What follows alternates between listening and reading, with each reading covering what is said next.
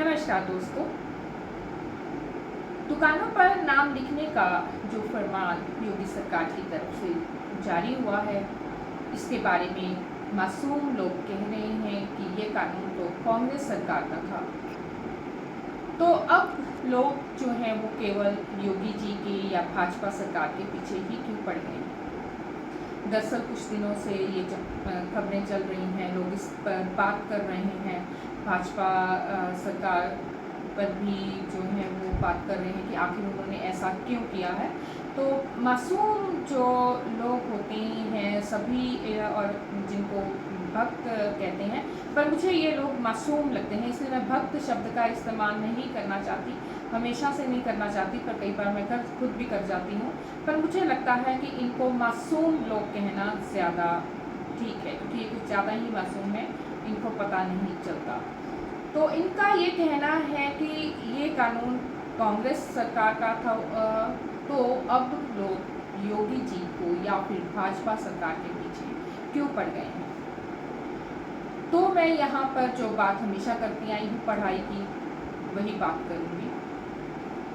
पढ़ाई आखिर करनी क्यों ज़रूरी है? वो इसीलिए ज़रूरी है, आप किसी की बातों पर यूं ही विश्वास जो है वो मत कीजिए। थोड़ी सी खोज पड़ताल कर जो है वो आपको खुद भी करनी पड़ेगी। पढ़े होंगे तो आप खुद कर लेंगे, क्योंकि आजकल जो है वो फालतू का ज्ञान भी कुछ ज़्यादा ही झाड़ा जाता है, और कोई इसको खोज करने को कहता भी नहीं है, करने की कोशिश भी नहीं करता। और ये ऐसा क्यों नहीं करता ये मुझे नहीं पता। तो यहाँ पर बात करते हैं कि नाम लिखने की, जो पहले इस नाम लिखने के फरमान की बात कर रहे हैं कि कांग्रेस सरकार ने की थी। तो कांग्रेस सरकार ने जो काम किया था वो क्या किया था, खाद्य सुरक्षा, उन्होंने एक अधिनियम लेकर आए थे 2006 के प्रावधानों के तहत। और ये जो खाद्य सुरक्षा अधिनियम है ये 2011 में लागू हुआ था, जो कि ये अधिनियम जो था वो फूड लाइसेंस के लिए था, क्योंकि जो लोग हैं बिना किसी लाइसेंस के ढाबा खोल लेते थे या खाने पीने की चीज़ों का, उसमें फल फ्रूट की रेहड़ी नहीं थी, ये फलों का नहीं था। ठीक है, हो सकता है कि रेहड़ियों के लिए भी लाइसेंस लेना ज़रूरी होता हो, पर ये बड़ी दुकानों के लिए, मुझे लगता है कि ढाबों के लिए तो बहुत ज़्यादा ज़रूरी था। तो ये एक फूड लाइसेंस था, जो रेहड़ियाँ जैसे छोले भटूरे लाइक ऐसे जो बनाती हैं उनके लिए, तो उनके लिए भी बेहद ज़रूरी इन्होंने रखा था कि वो लाइसेंस लें, फिर अपना ये खाने पीने का जो है वो काम करें। तो उन दुकानों पर जो ये काम कर रहे हैं, उन्हें नाम लिखने के लिए नहीं कहा था, उन्हें लाइसेंस नंबर लिखने के लिए कहा था कि जो उन्होंने लाइसेंस फूड लाइसेंस लिया है उसका लाइसेंस नंबर उनके लिए लिखना ज़रूरी किया था, नाम नहीं।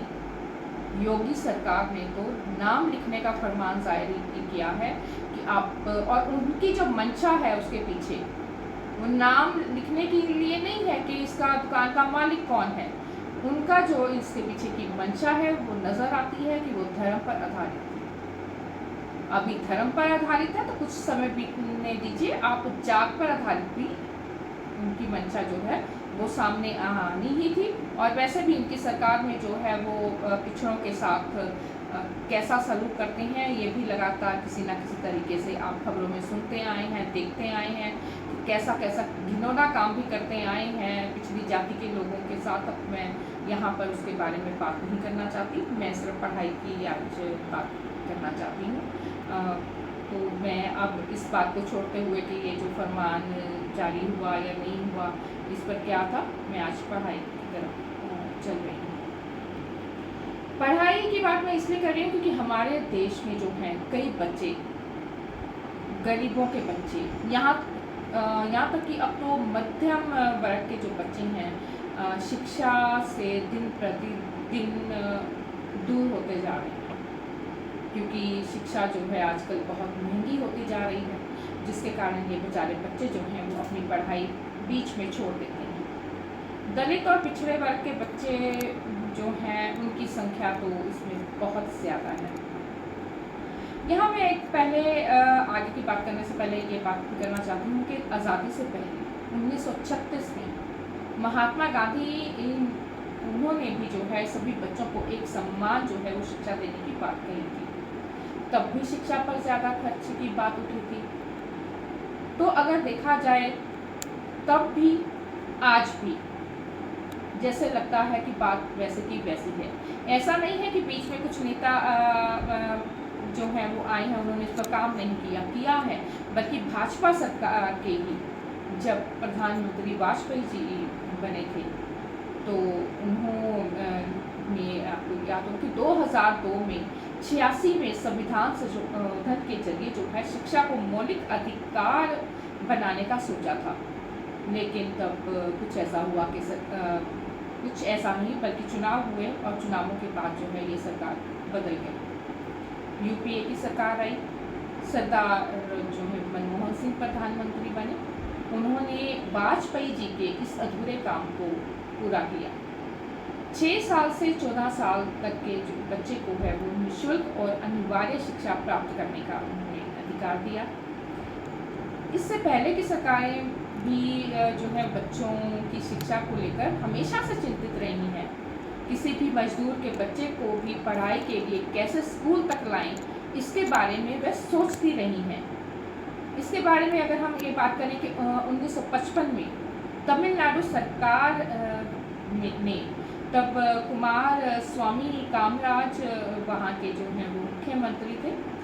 उन्होंने सभी बच्चे शिक्षा प्राप्त कर सकें इसके लिए स्कूल में मिड डे फूड देने की शुरुआत भारत में की। इससे पहले विदेशों में भी कुछ जगह पर ये जो मिड डे फूड का जो प्रावधान था वो चलता था। तो वहाँ से उन्होंने ये बात कामराज जी ने देखी होगी कि बच्चों को कैसे स्कूल में लेके आना, तो उन्होंने मिड डे फूड देने की शुरुआत की। उन्होंने जब ये काम किया 1955 में, तो उसके बाद से कुछ एक आध बाकी राज्य सरकारों की तरफ से भी जो है स्कूलों में बच्चे लाने के लिए ऐसा काम खुद ब खुद करना शुरू किया। तो यहाँ जो मैं बात करूँगी कि ये जो कामराज थे ये कांग्रेस के नेता थे और इन्होंने जो है शैक्षिक बुनियादी ढांचे को बेहतर बनाने में जो उनकी भूमिका रही है, उनका योगदान रहा है, उनके लिए उन्हें कल्वी थांथई कहकर बुलाते थे, यानी कि शिक्षा के जनक के रूप में उनको आज तक जाना जाता है। वे चूँकि खुद थोड़े कम पढ़े लिखे थे तो इसलिए वो चाहते थे कि बाकी बच्चे जो हैं मेरे देश के, मेरे भारत के आने वाली जो पीढ़ी है वो शिक्षा से किसी भी तरह से वंचित ना रहे, क्योंकि वे जानते थे कि किसी भी देश को जो है वो आगे बढ़ाने के लिए पढ़ाई सबसे ज़रूरी होती है।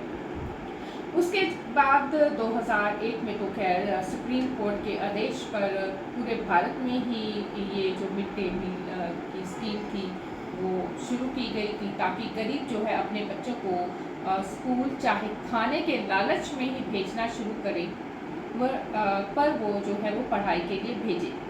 क्योंकि भारत के जो गरीब परिवारों में रोज़गार का तो मसला ही है, भरपेट खाने का भी मसला यहाँ पर काफ़ी रहा है। अब जब बच्चों की मौलिक शिक्षा का अधिकार जो कि निःशुल्क एवं अनिवार्य बाल शिक्षा अधिकार अधिनियम लागू हुआ, और उसको लागू करते समय भी मनमोहन सिंह जी ने अपने भाषण में कहा था कि सभी राज्यों को जो है वो पूर्ण संकल्प के साथ इसका प्रयास करना होगा कि कहीं कोई बच्चा शिक्षा से वंचित ना रह जाए। उन्होंने किताबें, स्कूल की वर्दी जो है वो फ्री में देने का प्रावधान बनाया था। यहाँ तक कि निजी स्कूलों में भी 25% तक ज़रूरी किया था कि गरीब बच्चों की जो है वो एडमिशन देनी ही देनी है, उन्हें फ्री में पढ़ाना है। और यहाँ तक कि उन्होंने बल्कि हायर स्टडीज़ के लिए भी बच्चों के लिए स्कॉलरशिप का प्रबंध किया था। स्कॉलरशिप्स तो जो है वो पहले भी मिलती थी, पर उन्होंने जो है उसको थोड़ा और सरल बनाया था। नहीं तो इतने ज़्यादा फॉर्म्स फिल करने पड़ते थे कि तो उन्होंने उसको थोड़ा सरल बनाया। तो यहाँ पर अगर मैं निजी स्कूल की बात करूँ तो जैसे कि मनमोहन सिंह सरकार ने, चाहे तो वाजपेयी जी का भी इस पे सपना था, और पूरा जो है वो मनमोहन सिंह जी ने किया, क्योंकि वह भी चाहते थे कि कोई बच्चा जो है वो शिक्षा से वंचित ना रहे। तो उन्होंने जब निजी स्कूल में ये प्रावधान लागू करने की 25% की बात की, तो देखा जाए क्या आज कोई निजी स्कूल इस कानून की परवाह करता है? क्या किसी को एडमिशन देता है? किसी गरीब बच्चे की फीस माफ़ करता है? उसे किताबें देता है? उसे ड्रेस देता है? मुझे तो नहीं लगता। हाँ, हो सकता है कि कोई एक आधा कोई गलती से स्कूल होगा जो ये काम करता होगा, पर ज़्यादातर मुझे लगता है कि तादाद जो स्कूलों की है उसमें ना के बराबर ही होगी। बल्कि निजी स्कूल तो जो है दूसरी तरफ आए दिन फीस में बढ़ोतरी कर रहे हैं, किताबें और स्कूल की ड्रेस को भी जो है अपने स्कूल से ही खरीदने को बाध्य करते हैं। बल्कि स्कूल मैनेजमेंट जो है वो आपको स्कूल एजुकेशन एक्ट 1973 के तहत बाध्य नहीं कर सकता। ऐसा करने पर जो है वो स्कूल पर ही कार्रवाई हो सकती है। पर यह तो अलग बात है कि आजकल कोई भी एजुकेशन डिपार्टमेंट किसी भी रूल का फॉलो करते हैं, मुझे नज़र नहीं आता, क्योंकि सभी स्कूलों में बाध्य किया जाता है कि हमारे ही स्कूल से आप ड्रेसेस लेंगे, किताबें लेंगे। इन बातों को तो छोड़िए, अगर निजी स्कूलों में हम अध्यापकों पर नज़र डालें तो आजकल क्या आपको लगता है कि वहाँ पर योग्यता, उनकी क्वालिफिकेशन जो है वो अध्यापकों की वो पूरी रहती है? सरकारी स्कूलों में तो पूरी रहती है, क्योंकि उसके बिना वहाँ पर जो है आप रोज़गार आपको मिलता ही नहीं है। तो पर क्या प्राइवेट स्कूलों में भी ऐसा है? तो यहाँ जब बात है कि बच्चों को पढ़ाने के लिए प्राइवेट स्कूलों में जो ये की क्वालिफिकेशन है अध्यापकों की वो पूरी होती है, ये मुझे नहीं लगता कि ये ज़रूरी नहीं लगता कि इनकी पूरी होती है। मैंने इवन कि यहाँ आजकल कॉलेज लेवल तक इस बात को देखा है कि इनके मापदंड पूरे नहीं हो रहे। पर ये सब देखते हुए भी हम किसी कारण हम पता नहीं क्यों चुप रहते हैं, मुझे समझ में नहीं आता। हमारे सामने ये सब कुछ हो रहा है कि आखिर जब हमें दिख रहा है कि ये मापदंड पूरे नहीं कर रहे, हम फिर भी चुप्पी साधे रहते हैं। समझ में नहीं आया कि क्यों साथ लेते हैं, जिसमें मैं भी शामिल हो सकती हूँ, पर ऐसा है।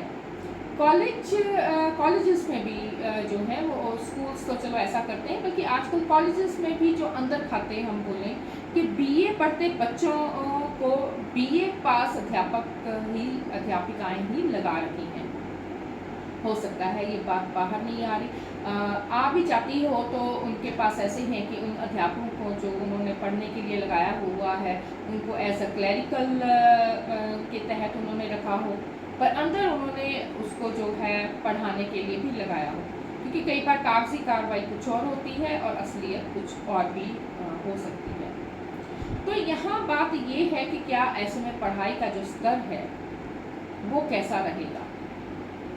पर अगर देखा जाए कि आजकल जो है निजी शिक्षक संस्थानों में सरकारों का कोई इतना खास डर भी देखने को नहीं रह गया था पहले, बल्कि सरकारों का बहुत डर और दबाव रहता था, जिसके चलते वो हर मापदंड जो है, हर जो रूल्स हैं वो फॉलो करते थे। तो प्रश्न ये है कि आखिर ऐसा क्या है कि वो बेझिझक बिना डरे ऐसा काम करते हैं। क्योंकि अगर हम आजकल देखें तो हम रोज़ाना पेपरों जो खबरों में है वो पेपरों के घोटालों की खबरें जो हैं वो आती रहती हैं। कभी नीट का पेपर जो है लीक हो गया, और ये पीछे जो है पुलिस की भर्ती के लिए पेपर थे वो भी जो है लीक हो गए थे। यानी कुछ ना कुछ ऐसा लगातार जो धांधली का खबरें हमारे सामने आती हैं। और अभी जो है यूपीएससी की भी धांधली सामने आई है। जो ये संघ लोक सेवा आयोग है, इनके यूपीएससी के अध्यक्ष जो मनोज सोनी जी ने कहा कि मैं निजी कारणों के चलते अपने पद से इस्तीफा दे रहा हूँ, पर ऐसा नहीं है। असल में ये जो है, बल्कि कांग्रेस अध्यक्ष जो है मल्लिकार्जुन खड़गे ने भी उन पर आरोप लगाया है कि सच ये है कि उन्होंने जब पूजा खेड़कर के फर्जी चयन के मामले का जब सामने आया है तब उन्होंने इस्तीफा दिया है। तो ये जो है वो सरकार की तरफ से ही उनको ज़बरदस्ती छोड़ने को कहा गया है। अभी भी इस्तीफा उन्होंने खुद नहीं दिया, और ऐसे ही कितने कई और मामले होंगे जो दबे हुए हैं, वो धीरे धीरे निकल कर सामने आएंगे। तो प्रश्न फिर वही आ जाता है कि आखिर मोदी सरकार शिक्षा को इतना खराब क्यों कर रही है। मोदी सरकार के कामों की मैं कहूँ कि अगर शिक्षा के उनकी एक कामों की एक रिपोर्ट अभी आई थी, उस रिपोर्ट के अनुसार जो है पिछले 3 सालों में जो SC ST OBC के जो 25,000 छात्रों ने तो बल्कि जाति के उत्पीड़न के कारण देश के बड़े बड़े संस्थानों को छोड़ दिया। ये खतरनाक बात है। यहाँ पर इसको हम आराम से ऐसे ही जाने नहीं दिया जाना चाहिए, पर इसको तकरीबन सभी ने नज़रअंदाज किया है, क्योंकि इसमें जो बात आ रही है वो SC ST की बात आ रही है, तो लोग इतना ध्यान नहीं देते। वो कहते हैं हम स्वर्ण लोग तो इस तरीके की कोई प्रॉब्लम नहीं है, तो हमें क्या लेना देना। पर क्या आपके बच्चे भी बचेंगे? ऐसा नहीं है, क्योंकि पिछले 10 सालों में जो देश में शिक्षा की दुर्दशा है वो बहुत बुरी हुई है। शिक्षण संस्थानों को भी बंद किया गया है। क्यों बंद किया गया है? ताकि गरीब परिवार के बच्चे पढ़ ही ना सके, और उसमें केवल SC ST OBC के बच्चे नहीं आएंगे। ऐसा नहीं है कि स्वर्ण परिवार जो है वो अमीर ही होता है, वो भी गरीब होते हैं, उनके बच्चे भी कहाँ पढ़ पाएंगे। और दूसरी तरफ जो है शिक्षा में जो निजी स्कूल कॉलेजेस हैं, उनकी शिक्षा इतनी ज़्यादा महंगी हो गई है कि वहाँ पर सिर्फ जो है वो पैसे वाला ही बच्चा को अपने पढ़ा सकता है। तो ये विशेषकर जो है पिछले 10 सालों में इनकी दशा है जो वो बहुत बुरी हुई है। UDISC जो है वो उनकी एक रिपोर्ट आई 2022 की ही उनकी रिपोर्ट है। उसके अनुसार जो है भारत में कुल जो स्कूल हैं वो एक साल में 1,01,021 बंद हुए हैं। ये कोई कम संख्या नहीं है, पूरे भारत में 1 लाख स्कूल बंद हो जाने। बल्कि अगर 1,021 भी बंद हुए होते तब भी कोई ये अच्छी बात नहीं थी। तो यहाँ पर तो 1,01,021 स्कूल जो है वो बंद हुए हैं। स्कूलों में अगर हम देखें दशा, तो कई स्कूल तो ऐसे भी हैं जहाँ सरकारी स्कूल जहाँ केवल एक ही टीचर है। देश की इतनी बड़ी आबादी हो और जहाँ इतने बच्चे पढ़ने जाते हैं वहाँ एक एक टीचर दिया हुआ है। आखिर ये शिक्षक क्यों भर्ती नहीं कर रहे?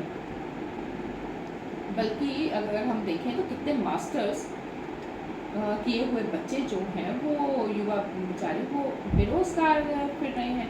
वो तो रोजगार मान रहे हैं कि हमें अध्यापक के तौर पे आप लीजिए। तो अगर आप एक बात और देखेंगे तो वो ये है कि देश में जो शिक्षा की दुर्दशा है वो विशेषकर भाजपा शासित प्रदेशों में ज़्यादा हो रही है। अब पिछले 10 सालों में केवल गुजरात में ही जो है वो 5,000 सरकारी स्कूलों को बंद किया गया है। उत्तर प्रदेश में जो है 25,000 से ज़्यादा स्कूल बंद किए हैं। तो मोदी सरकार की जो मंशा है देश से सरकारी स्कूल कॉलेजेस जो है वो पूरी तरह बंद करके वो यानी शिक्षा का निजीकरण ही करना चाह रही है। उनका साफ यहाँ से मंशा जाहिर होती है कि वो गरीबों को शिक्षा देना ही नहीं चाहते। और सरकारी स्कूलों में जो है वो SC ST के बच्चे ही ज़्यादा जाते हैं, तो उनको तो वो और ज़्यादा दूर रखना चाहते हैं। गरीबों के बच्चों को वो मंदिर का जो है वो घंटा पकड़ाना चाहते हैं, पर पिछड़ी जाति वालों को तो वो मंदिर तक जाने की आज़ादी नहीं दे रहे, वो छीनते जा रहे हैं। तो प्रश्न यहाँ पर यह है कि आखिर मोदी सरकार देश का करना क्या चाहती है? मैं भाजपा सरकार नहीं कहूँगी, क्योंकि मैं बता चुकी हूँ कि वाजपेयी जी तो शिक्षा के लिए इतना काम करना चाहते थे और उन्हीं का सपना था कि सभी बच्चों को जो है भारत के फ्री में शिक्षा मिले, उनका कोई खर्चा ना हो, उनकी कॉपियों पर कोई खर्चा ना हो, उनकी ड्रेसेस पे कोई खर्चा ना हो। स्कूल चले हम का स्लोगन उन्होंने खुद लिखा था। जब उनका बच्चों को फ्री शिक्षा का सपना था और मनमोहन सरकार ने वाजपेयी जी के कहे बिना इसको झट से पूरा किया था, जैसे ही वो प्रधानमंत्री बने थे, बिना सोचते हुए कि ये वाजपेयी जी चाहते थे, भाजपा सरकार के थे जो, उन्होंने देश के बच्चों के भविष्य को देखा। आपसी राजनीतिक रंजिशें नहीं देखी, जो कि पहले नहीं देखी जाती थी। देश को पहले देखा जाता था, पर आजकल की आप राजनीति देखेंगे तो ये आपको रंजिशें देखने को मिल जाएंगी। कैसे किसी की छवि की धज्जियां उड़ाने के लिए करोड़ों के फालतू खर्चे किए जा सकते हैं, ये मोदी सरकार ने बताया। बल्कि ये पैसा जो है वो देश हित में भी लग सकता था, पर मुझे ऐसा लगता है कि देश को बेचना ही इनका मकसद रहा होगा, जिस कारण ऐसा हुआ। पर आप आम लोग आंखें खोलिए, शिक्षा, चिकित्सा, रोजगार पर प्रश्न कीजिए। ये प्रश्न आपके पूछने वाले हैं, बेफालतू के चक्कर छोड़िए, इनमें मत उलझिए। सरकार आपको इन्हीं में उलझाना चाहती है। आप शिक्षा की, रोजगार की बात कीजिए, आपसी प्रेम, मोहब्बत, प्यार की बात कीजिए। सरकार के पीछे लगकर आपसी संबंध खराब मत कीजिए। शुक्रिया।